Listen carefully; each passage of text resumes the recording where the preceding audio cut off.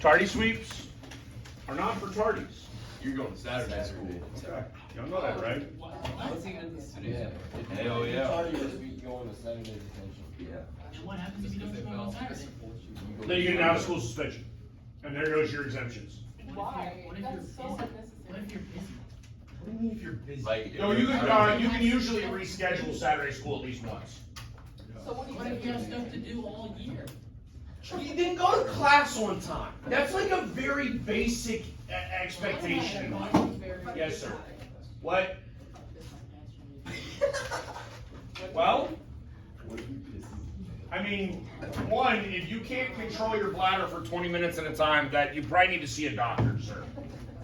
I mean, I'm just going to be honest, right? It's a 10-10 rule, right? So it's a 10-10 rule. Like you can go accordingly. All right. All right. Let's get back to where we were yesterday, right? So we're in the middle of Jeffersonian. We're in the middle of Jefferson's administration, right? And so in 1803, Thomas Jefferson has an opportunity. Actually, let's back up, because I think what we really finished with yesterday is we were talking about the Mississippi River, yes? Yeah, we were. Okay, who controls the Mississippi? Two people. Whoever owns Louisiana. So here's the thing, right? Like we know that the French have all of this territory. It's called Louisiana, Shared. right? But the reality is it's all, I mean, it's basically what we think of as Louisiana today, plus like Arkansas, Missouri, Kansas, much of Oklahoma, Colorado, like a whole bunch of stuff up here, yes? Okay, but what you need to understand about the Mississippi Rivers is the Mississippi River comes down and it makes your border, your boundary here between like Tennessee and Arkansas, Alabama, Louisiana, right? But then it just cuts down directly into Louisiana. Okay? And so it comes out in New Orleans, and New Orleans is a French port. That means that the French control the port of New Orleans. Thus, the French control the Mississippi River. Okay? Because if they control the port, they get to decide what goes in and out of the Mississippi River. And you have to understand, right? Sometimes I think people are sort of astounded by like the size of the Mississippi. Right? Anybody here like driven over the Mississippi River? It's enormous. Right? Just so you understand, y'all understand where Tulsa, Oklahoma is? Do you know that Tulsa, Oklahoma has a deep water port? Do you know what that means? That means like an ocean ship can dock in Tulsa, Oklahoma. Right? Because you can get ocean-sized vessels up the Mississippi River, and then, what is it, the Red River? I don't know what river goes to Tulsa. Is it the Red? I don't know. Not a geography class. I don't really care. Is it wide enough for them to turn around? Like, The Mississippi? Oh, yeah. Oh, yeah. Right?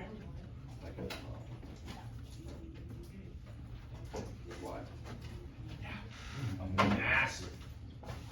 Okay? It is absolutely massive. So, here's the deal, right? Thomas Jefferson and the United States, we need access to the Mississippi, right? We need to be able to utilize the Mississippi River, especially for like our frontiersmen out here, right? One of the western edge of what is the United States at this point, right? The Mississippi, the Ohio River, those are the predominant waterways and means of like shipping and transportation and all this stuff. Okay? So, Thomas Jefferson actually sends a dude named James Monroe to the French. And Monroe will go on to become our 5th president. We'll talk about him on Thursday and Friday. All right? Monroe goes there with the explicit instructions of negotiating basically an agreement or a treaty with the French in order to open up New Orleans. Right? When Monroe gets there, right, we're in sort of the tail end of the French Revolution. Napoleon Bonaparte is there. Bonaparte is like a crazy person, probably, I don't know. But basically, he's very authoritarian, he is dictatorial, right? He wants to sort of take over all of Europe. And so as Napoleon is, what I'm looking is he is expansionary in his policies toward France, right? He wants to expand the French Empire, right? He needs money, significant sums of money, right? And so one of the things that's going to happen here, is he's going to look to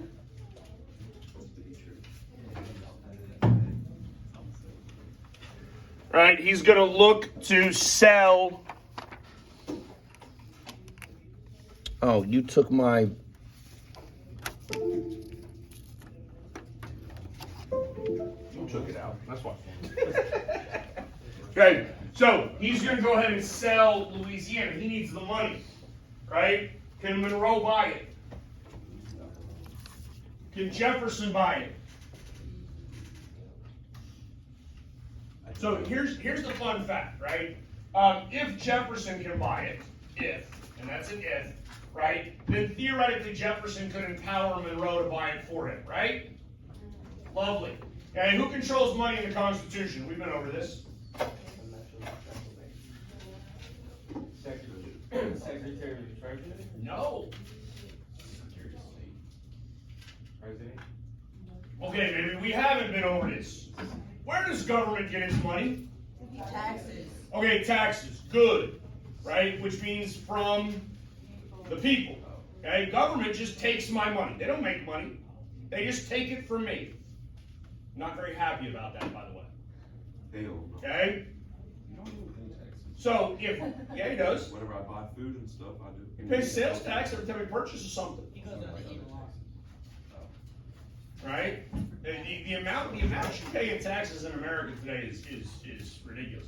But when we go back and we look at the Constitution, right? Do I get to vote for the Supreme Court? Any American? No. Do I get to vote for the President of the United States? No. Well, electoral college. Oh, okay, the Electoral College votes for the President. I don't get to vote for the President. The Electoral College picks the President. Right? Do I get to pick the Senate? No. Do I get to vote for the Senate? Put it on. No. Do I get to vote for the House of Representatives? Yeah. Yes. Okay? The House of Representatives is the only entity in which I get to vote for in 1787 when we wrote the Constitution. Okay, so if the government is taking my money, it's my money, I should have some level of control, yes? So revenue and appropriations and all of the money stuff has to be done by the House of Representatives. Does Jefferson have the authority to buy Louisiana? No, not constitutionally the man doesn't. He does it anyways. Okay? Well, we didn't impeach John Adams for getting rid of free speech. Right? And I'm gonna be honest with you, that's even more egregious than this. Thomas Jefferson, right, basically utilizes what he calls the necessary and proper clause, right? And basically says that this is necessary and proper for the well-being of the United States. He finds very vague things in the Constitution that he can justify as his rationale for purchasing Louisiana. But ultimately that's not what Monroe was sent there to do. Okay? Alright? So, right, we're gonna buy not just sort of West Florida and New Orleans and try to get access that way like we wanted to originally. We're gonna buy everything. By the way, for pennies, right? And $15 million. How much is that today? In today's money, I mean, it's a lot, right? But just to put it into perspective for you, you're looking at about 3 cents an acre, right? It's cheap. That's insanely cheap. Okay? It is insanely cheap. Okay? And so it really doesn't make sense to not make the Louisiana purchase. Alright? So, when we purchase Louisiana, ultimately we are doubling the size of the United States overnight. Okay? That might be on the test. I want to know that. What? Repeat. Say it again. We're gonna double the size of the U.S. overnight. Double. Double. Okay. Okay? Double. Right? Now we have removed any sort of French threat from the Mississippi River. Right? We control all sorts of waterways. The interior of the country is now under our sort of control. Okay? We do have some issues. We've seen maps before. We know that like the very west coast, right? Up here in what we call Oregon, because it was called Oregon even back then, right? The Oregon Territory is disputed territory. Who thinks that they own it? Well, not France anymore, because we bought Louisiana, right? So like we bought Louisiana. So now you're looking at Russia has some claims coming down from Alaska. The British have some claims coming across from Canada. The Spanish have some claims coming up from basically what is California today, right? And now we own Louisiana and we're moving west. Okay? This will actually create a concept called manifest destiny that we'll have to deal with near the end of this semester and then into the beginning of next semester, right? As Americans are sort of ordained, like God has said that they need to move west and be fruitful and multiply and control the entirety of the continent. Yes, sir. Who had sent Lewis and Clark? Was it Jefferson or? Jefferson. Jefferson's the one who will send Lewis and Clark, right? I mean, that dotted line is just their expedition route, right? I'm pretty sure they were both military officers. One of them was a scientist, though. One of them's actually really fascinating because the dude catalogs like all manner of like plant species and animal species and things that were unknown to sort of white Europeans at the time. What's up? Why he sent 2 people to explore like 500 million acres? Well, there's actually more. There's more expeditionary routes that go. This is just the one that everybody learns about and knows. And I think the reason everybody learns about this and knows it is because one, they're following, like, as they set out from St. Louis, they follow like the Missouri River. They ultimately do make it all the way to the west coast. There is, I can't remember the name of the expedition now. There is another one that gets basically into like the Rocky Mountains in the Utah, Colorado area, and then basically stops. They have some difficulty getting through there. Lewis and Clark were lucky enough or forward thinking enough. I don't know if it was luck or if it was design. But they do find Sacagawea, you know that story, right? There's a Native American guide that helps them. No? Guide. No, guide. Sorry, not a man. No, Sacagawea was a woman. Not a man, guide that helps them sort of traverse the area, right? And as we talk about westward expansion into the next unit, like I said, by end of this semester into the beginning of next semester, the concept of traveling west is, I mean, it's difficult, it's complex, it's a whole ordeal going west, right? So the Louisiana Purchase is not without its downfall, though, right? So again, one, we're seeing the expansion of governmental power, which obviously is fearful to some people. Congress does go back afterwards and ratify the purchase, meaning that they rubber stamp it, they approve of it. It would have been fascinating to see what would have happened if Congress tried not to, right? But the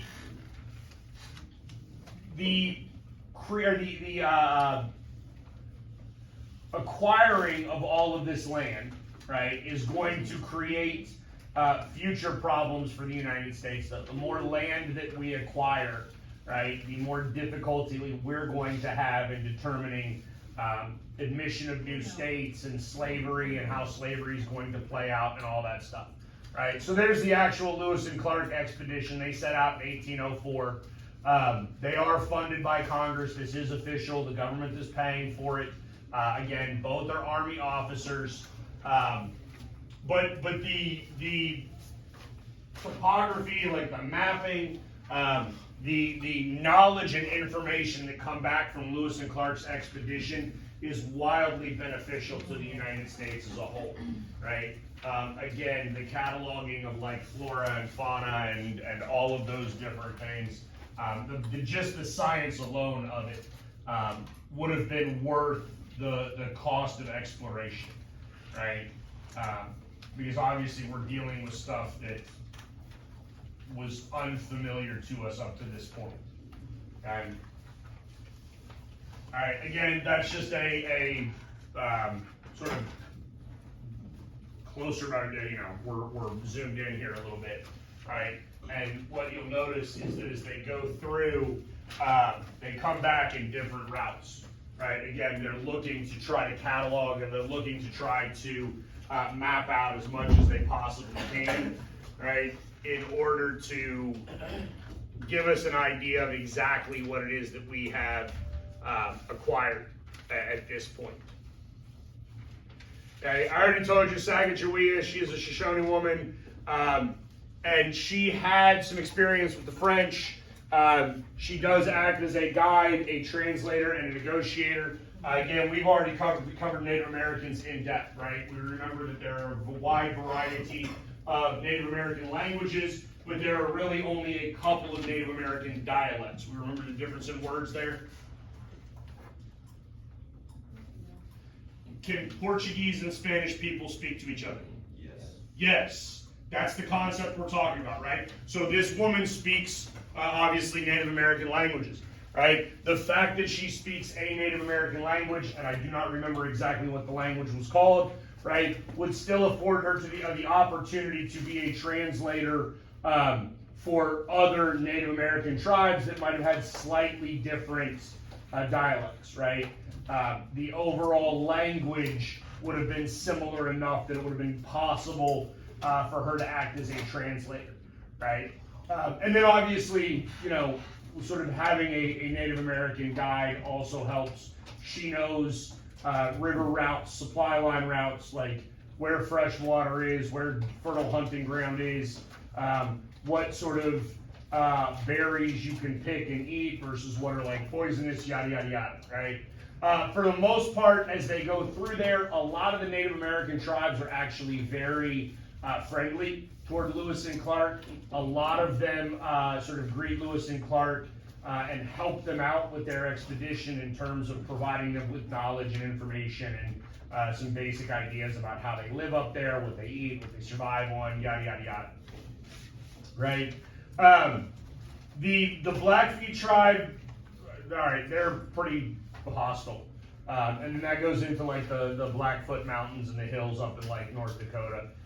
And we already talked, we talked, you remember from the Native American unit, that's where like Custer's last stand is, and that's where some significant conflict is actually going to occur 40, 50, 60 years down the road, whatever it is, right?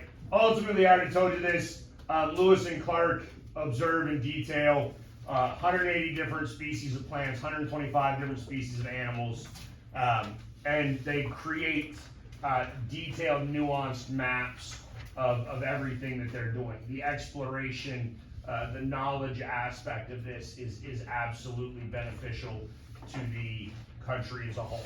All right. During Jefferson's presidency, right, the Federalists have not gone away completely, right? The Federalists still exist as an entity. The Federalists exist as a political party, right? They're not really happy at this point. Obviously, they're the first party of power. They lost that power. Jefferson takes over, and then with the Louisiana Purchase and some of the other things, right, all of that information coming out of the Lewis and Clark expedition, Jefferson is looking very good, yeah? Right? People are happy with Thomas Jefferson, right? He's going to be reelected in 1804, okay? So the Federalists are going to try to figure out ways to undermine Democratic Republican authority and undermine the Jeffersonian democratic movement in the United States. Aaron Burr will actually end up playing a part in that, right? Burr, by all accounts, is unhappy in 1800 being the Vice President of the United States, right? And I told you, you remember the quote about John Adams? What did John Adams think about the vice presidency? Anything is useless. Yeah, he said it wasn't worth a warm bucket of spit, right? That's literally how useless he thinks. The vice presidency is a worthless position. It actually really is, even in this day and age, right? That's why it's my dream job, right? Because I don't do anything. I just make $200,000 a year to do nothing, right? So, Burr is unhappy that he's the vice president. He is not going to be the vice president in 1804, right? Instead, Burr is going to ultimately try to become governor of New York, right? And then Alexander Hamilton, who is also a New Yorker, does not like Aaron Burr at all, thinks that Burr is very shifty, and he probably is, right? Honestly, Burr probably should have been executed for treason, right? And we'll get there, okay? But so Hamilton doesn't really trust Burr. They're going to end up dueling, which is one of the more famous duels. It's worth noting, you know what a duel is? Do you know why they occur? They have any problems? Right? A lot of the times the problem is over honor, right? Like if you, I don't know, if you knocked my sister up, now we have to duel because you've like taken her honor and I have to kill you for that, right? I do want you to understand a lot of the times in duels, right? If you actually understand the process of how they played out, right? The two people that were dueling, right? Like if Tom and I are going to duel, right? I challenge Tom to a duel. Tom accepts. At that point, he and I are not going to speak again. Okay? Right? Instead, Tom is going to basically decide he has a first, right? That's like his right-hand man, right? We'll just say it's David. Okay? My right-hand man is Peyton. Right? At that point, Peyton and David will meet and they'll be like, all right, what weapons are we using? Where are we meeting? When are we doing this? If either one of us want to back out, because we can't back out, right? Like, that would be unmanly of us. Yeah? Right? So, like, I can't look at Tom and be like, I don't want to die, man. I don't want to fight you. Right? But I can look at Peyton and be like, hey, get me out of this, dude. Right? And Peyton can go to David and be like, hey, can we negotiate? Like, is there a way to, like, not actually shoot at each other? Right? A lot of the times when you actually have these duels, they're for more show than anything else, right? Like there's a process that goes into it. You know, both of your firsts would be at the actual duel if they were there, and then there would be some sort of like physician there as well. You do your little paces, you point at each other, right? Sometimes you just fire into the ground and be like, I proved that I was a man, you proved you're a man, we're okay, we go on about our life, right? Okay. That's not what happens in Hamilton and Burr, though. Right? Yeah. Wait. Yeah, Aaron Burr kills Alexander Hamilton in this duel. Right? Like, absolutely. And now, there's also some questionable legality to dueling. Yeah, I was gonna say, is it illegal to kill someone? Can I kill you in self-defense? Yeah. Yeah. I can. Well, but so here's the thing, right? If I challenge Tom to a duel and then Tom kills me, did he kill me in self-defense? Maybe? You like volunteered for that. It says, so I think it shouldn't be illegal. You were like, oh, I'm putting my life at risk. Well, but so here's the question: like, if I threaten Tom, right, then theoretically Tom can defend himself, right? If Tom threatens me and then kills me, that's different now, right? Wasn't it also legal in different states, but illegal in some others? There's varying legalities to all of this because states have a fair amount of autonomy in terms of law, right? And interestingly enough, the North, this is one of the things that the North will get rid of a little bit quicker than the South. In fact, honor becomes, like when we get into next semester, like hopefully you'll understand, honor is a significant concept in Southern culture, right, and Southern pride, and we'll talk about how that actually plays out and what honor means and how we deal with all that, right? But so ultimately, Burr is going to shoot Hamilton, and then Burr has to flee because he's charged with murder. What's up? If it was illegal, why would they do it in public? Well, so one, that one in particular was done at like dawn in New Jersey, in like not in the city. They're not dueling in the city of New York on like a public street, right? They're going off somewhere secluded in order to do that. I'm also, just so you're aware, not that this matters, I'm pretty sure Hamilton's oldest son, Philip, also died in a duel. He did, actually, yeah. They're 0-2. Wait till we get to Andrew Jackson. Didn't Phil- That man like 7-0. Yeah. Yeah, like at some point in time, you should probably stop. And then he cheated on his wife. And then. Alright, so again, Jefferson's reelected in 1804, runs against Pinckney, wins really, really easily.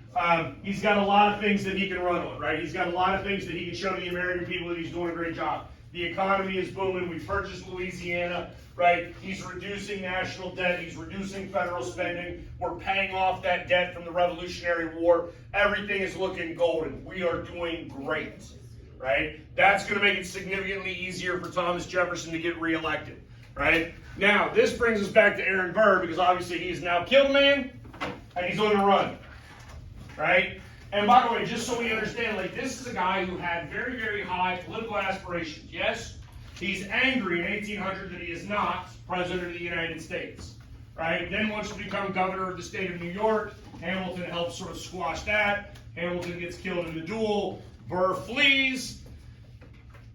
And now what Burr is going to do is just downright treasonous, okay? Yeah, well, he wants to be in charge, right? And so Burr is going to basically go down to Louisiana, right? Like modern day Louisiana, right? So he's coming down into Louisiana and sort of what is East Texas today, right? And he is looking at trying to secede from the United States. Okay? Oh, yeah, hit that a lot, right? He is looking to secede from the United States. Possibly. Probably. We're not 100% certain, right? But ultimately, he wants to sort of, the idea here is that he is going to try to utilize foreign aid, right? I.e. like the British, right? The British can come and provide him with like some military presence and some arms and munitions. And he will sort of provide close ties to Britain and, allow Britain to get a foothold back into the New World, right? Back into what is the United States today. And that's going to happen by Burr taking Louisiana, declaring his independence, and installing himself as president of this new government, this new nation.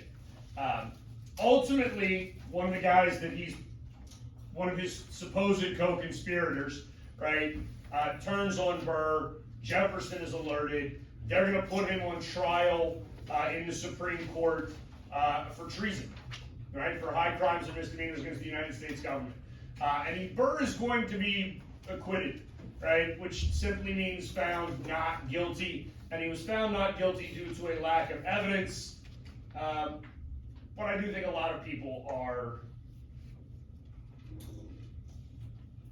I think the likelihood of him actually having tried to do that is pretty high, right? Given his personality, given what his ambitions were in life, right? Also, during Jefferson's presidency, right, we're going to end the transatlantic slave trade, right? So again, if we go back to the Constitution, which is the beginning of this unit, and key component of what we're talking about, right? We established this new nation. What is the biggest issue facing the new country? Slavery, absolutely, right? It's going to be it's going to be an issue in 1787. It's going to be an issue in 1861, right?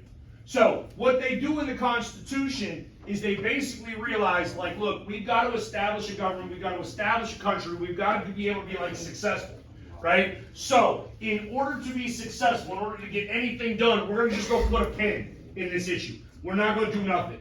They actually write it into the Constitution and they say, look, for 20 years, we're not going to touch it. We're not going to touch anything.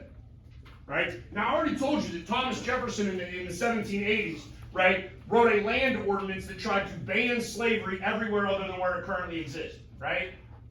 I want you to understand that our founding fathers actually, for the most part, don't like slavery. They just don't know how to get out of it, right? They are in a situation that they don't see a decent exit to. Okay? But they recognize that it's bad. They recognize that it is inconsistent with the mentality, the ideology, the ideals of this new nation. Right? So one of the things that we do, right, is we're going to put a pin in slavery for 20 years. Okay? 20 years. When that 20-year time period ends, right, we're in the Constitution in 1787, so 20 years is up in 1807, right? And as soon as that pin comes out, what do? We ban the slave trade. No more. No more coming. We don't want any more slaves, right? Because if we keep importing them, we can never get rid of this concept, right? If you want to get rid of slavery at some level, in some way, in some manner, some point, you have to stop bringing more in. That would be step one, right? And we accomplish that as soon as we can do it, okay? All right? So, we are no longer going to import more, right? That being said, we're no longer going to legally import more, right? Anybody know how markets work? Yeah, when there is a want, right? When there is a demand for a product, somebody will figure out how to supply it. We understand? Okay? Look no further than like drugs as an example. Okay? Just because something is illegal, right, doesn't mean that you can't buy it. Okay, so we do continue trafficking slaves illegally for a number of years. Okay, but from a legal standpoint, we're done importing more African slaves. Right? Now, obviously, we should all realize this is not solving the problem. Yes? Okay, it might be step one towards solving the problem, but it clearly is not going to solve the problem. And just spoiler alert, our second generation of Americans are going to make this worse. Okay? Like, I need you to realize that. Like, the founders just did, like I said, they didn't know how to end it. Their kids, they don't even try to end it. Right? Not only do they not try to end it, they actually try to increase it. Right? Those are the people that when you really think about the ills and the evils of slavery, that's who we ought to blame more so than the original. Alright? Jefferson does have some issues in terms of foreign policy. Right? We have a very young country. That means we have a very weak country. Okay? And so as American ships are trading, as we're engaged in commerce on open waters, right? You understand piracy still exists. Y'all understand piracy still exists today, right? Yes? Like, oh, not just in Somalia. I mean, Somali pirates are bad, but like there's pirates in the Caribbean still today. Will they take like oil tankers and stuff and they like?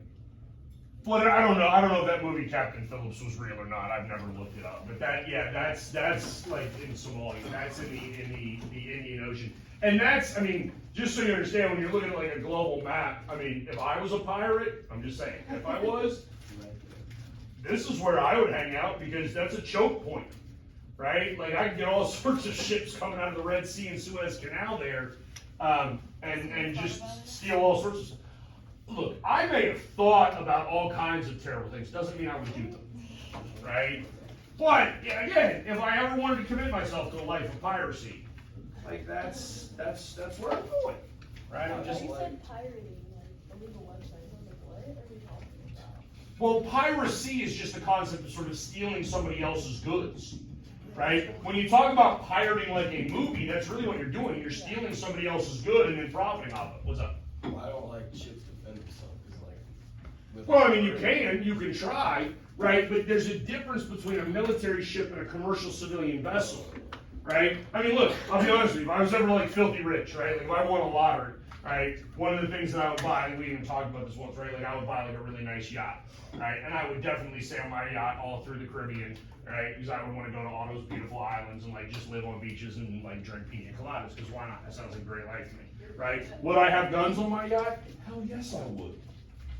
Yes. And if anybody sailed even remotely close to me, like what I thought was too close, like I'm just gonna fire a couple of rounds off into the air so they know I'm armed.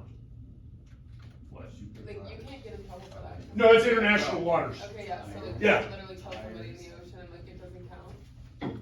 Wait, As long as. Okay, that's a very complex question for probably like a whole different class. Because like international maritime law is a little bit different, right? And international law is really complex. And personally, I'm not a big believer in international courts, period, right? Because like if let's just say I took over the United States and I became a dictator and I just started murdering like all the people I didn't like, that's genocide, that's a crime, right? Who's gonna put me on trial? No one. Because if you try to put me on trial, I'll kill you too. Right? Like the only way I can get put on trial is basically if like some Navy SEALs came in and like kidnapped me and like drugged me to Geneva and did that. Right? That's literally what's happening in South America right now, in Venezuela. Are we trying to like kidnap the president of Venezuela and put him on trial in international court? Yeah, it's a big thing over there. Wait, has he actually been caught? No, he hasn't been caught. Oh, but yeah. Everybody wants to kill him. Oh, sure. Okay, so anyways, in the Mediterranean, right? We have some issues with piracy in the Mediterranean Ocean, and specifically along the north coast of Africa, right? You have American merchant ships that are being boarded, ransacked. You have sailors that are being taken, and so the United States ultimately has to develop some sort of naval presence in the area, right? And so we're going to go and attack Barbary settlements along the north coast of Africa, right? In the event that you ever join the Marine Corps, like one of the stanzas to the Marine Corps hymn, right, actually says from the shores of Tripoli, right, which goes back to this very like Barbary war concept, right? Because back in the early 1800s, the Marine Corps were basically the infantry of the Navy, right? They're the ones who engage in that sort of concept. That being said, this also becomes a little bit of an international issue, right? And so if you're ever in a government class and somebody tells you like, oh, America is the Christian nation, right? I would advise you wholeheartedly to go look this up and see what Thomas Jefferson said, see what our founders wrote, right, to Muslims in North Africa, right? Because they didn't say we're Christian, we're going to come kill you. That's not what they said, I promise you. Right? Alright. During the Napoleonic Wars, we try to stay out of this. I need you to understand, right? Yes, we're going to defend our own commercial vessels in the Mediterranean Sea, but we want to stay out of European conflicts, right? We've had enough of that with the French and Indian War. We had enough with Britain with our own War of Independence, right? But the Napoleonic Wars, Napoleon is trying to control all of Europe, right? Told you that dude is expansionary. He wants to control everything. Okay, the British have the largest navy at the time. They're going to come into conflict with one another. They're going to begin fighting with one another because they fought all sorts of time. Right. One of the things that happens here is the United States is engaged in commerce with either nation. Right. A lot of the times, nations at war will see you trading with their enemy as sort of an act of war. Right. You understand that? Okay, so like if Peyton and David are in a fight, right, and I like trade with David and I give him some brass knuckles, am I fighting with Peyton now? Kind of. In Peyton's mind, I am, right? Like I might as well have just punched him in the face myself. Yes? But you said America's trading with both of them? Well, we do. Like a lot of the times. No, that's actually not true. A lot of the times we pick sides. We do. We actually pick sides. Like if you go to World War I, we absolutely pick a side. We only trading with the British, right? And that's why the Germans in World War I start sinking our ships because we're not trading with the Germans, and so they do see it as a conflict. Anyway, so Britain is going to go and basically begin a process called impressment. Right? Anybody know what that means?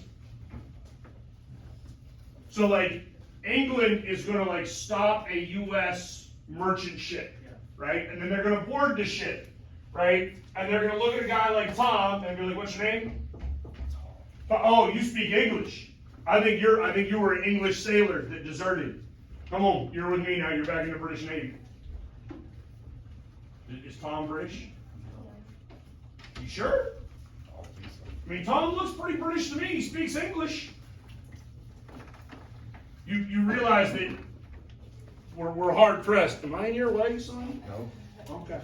We're hard pressed to figure it out one way or the right. So basically, the British now have that opportunity to come in, and every sort of white English speaking sailor that they come across, which is most of them, they're just making claims. "Oh, you must be a deserter." Were some of them deserters from the British Royal Navy? I'm certain some of them were. Right? Are some of them American citizens basically just impressed into the service of the British Navy? Absolutely. Right? Is that a problem? Yes. Okay? That's absolutely a problem. Okay? There you go. There's British impressment. Right? That's that concept. Okay? Due to British aggression, right, we do have a Non-Importation Act. We're going to ban the importation of British goods. We're going to punish them for impressment. Right? Do y'all understand how, like, trade embargoes work? Tariffs? If I'm unhappy with the British and I stop importing British goods, who does that affect?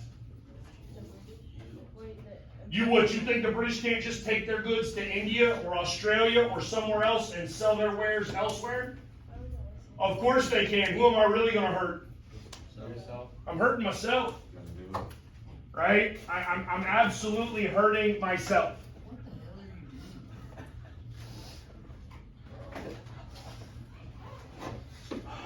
Y'all not right. Can I use the microwave now? No. Okay, so tension continues to rise. Okay, ultimately this is going to be part of what sort of leads us into the War of 1812, right? At least in some level. Okay, but we have British ships, right? Sort of again impressing, disrupting our trade and our opportunity to engage in open commerce. Jefferson will eventually have the Embargo Act of 1807, right? We're trying to stay out of this. We're trying to maintain peace, right? We're going to prohibit U.S. ships from sailing into foreign ports, right? In order to try to protect our own ships and our own sailors, right? We don't want them going into foreign ports where they might be impressed, where, you know, either the British or the French are going to engage in behaviors that are detrimental to American business interests, right? But again, I just told you, when we do that, who are we ultimately really hurting? We're hurting ourselves, right? This is going to cause a significant detriment to the U.S. economy, right? Our exports, right? So this is like what we send to other countries, down $48 million. And again, you're talking about millions of dollars in 1807 dollars. Yes, that is a significantly large sum today. A whole bunch of people don't do very well under this. We leave it in place for a while, and then we're going to have to repeal it because it's really harming us more than it is helping in terms of protecting American ships and sailors. Yes, sir. So when it says foreign ports, does that mean like all U.S. ships were prohibited to? Yeah, like we're not going to dock in Lisbon, Portugal. We're not going to dock. Any Yeah, so the trade embargo, and here's the thing: could the U.S. get away with that today?